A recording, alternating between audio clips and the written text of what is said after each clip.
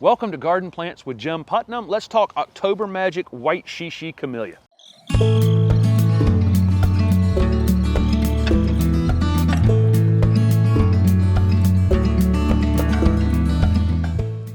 October Magic White Shi-Shi Camellia sasanqua is in the Southern Living Plant Collection. This selection was selected because it is a dwarf weeping variety. It's a cousin to pink Shi-Shi, but this one is more of a true dwarf. I've seen pink Shi-Shi get quite large over a long period of time. This one has a really nice weeping habit that's going to allow it to be kept between 3 to 4 feet in height and 3 to 4 feet in width very easily. You can see how the branches are going out wider. Got another Camellia sasanqua behind me here with very vertical branching on it, so you can see the growth habit, you know, how it's going to be. This will be, again, it'll creep up above 3 to 4 feet and by 3 to 4 feet over a long period of time, but going to be really easy to keep this one compact in the landscape. This evergreen dwarf shrub with the beautiful dark green shiny foliage really doesn't need to bloom, but here we are in the middle of December and it's really showing off with these beautiful, almost formal double white flowers. Just comes into absolute full flower here in the late fall. Most everything else in your landscape will have probably quit on you at this point, gone completely to sleep right at the moment where this is showing off. It buds up during the summertime, and then the flowers will start opening on cooler nights in October, November, and then by December, here we are in got a couple warm days in a row, and it was, absolutely exploded. Camellias are hardy in zone 7 to 9, and placement of this plant is kind of important.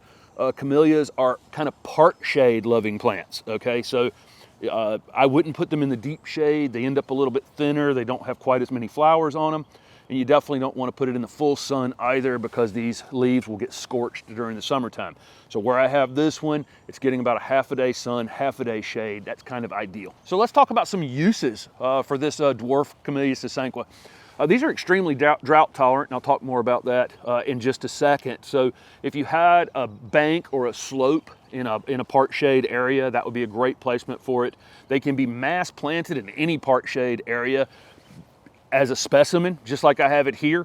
Super showy in the background of some other things that go to sleep, so it just kind of comes to life in the winter time.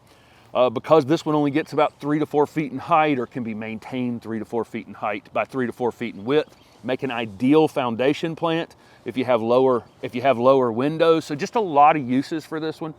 If you were going to use it as a container plant, you'd probably only want to do that in zone like 8B and 9. If as a container plant in zone 7, the roots being exposed could lead to some damage on it. So container planted in zone 8 and 9 only. Camellias prefer a well-drained soil. I have heavy clay soil in my area, so I do mound them up a little bit. If you do have clay soils and sandier soils, probably doesn't matter as much.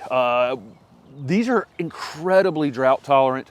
Once they're established, you'll have to do some watering on them after you get them planted for the first year for sure. Once they're established, again, they don't need a whole lot. If it's abnormally dry though, for some period of time during the summer when it's forming its flower buds, I don't think you'll get as many flowers if you just let it sit in those conditions. So during dry periods, your established camellias probably should be watered, and you can drag a water hose over to it, kind of drown the area around it, and then leave it alone, let it dry out between those times.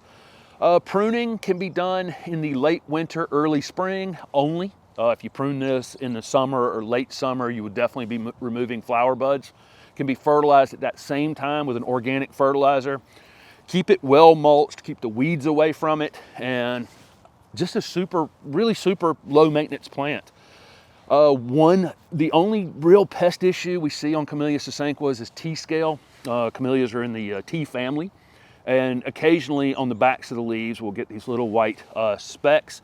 One thing I will say is one out here in open space like this is less likely to have T-scale issues. If you tuck one up against the house, I talked about it being a foundation plant, but I would have it out from the house a bit so air can move around it. A little bit of T-scale on a healthy plant is just not that big of a deal. Just don't worry about it. If it starts to get out of control, I would question whether or not the plant is actually in a good, healthy condition.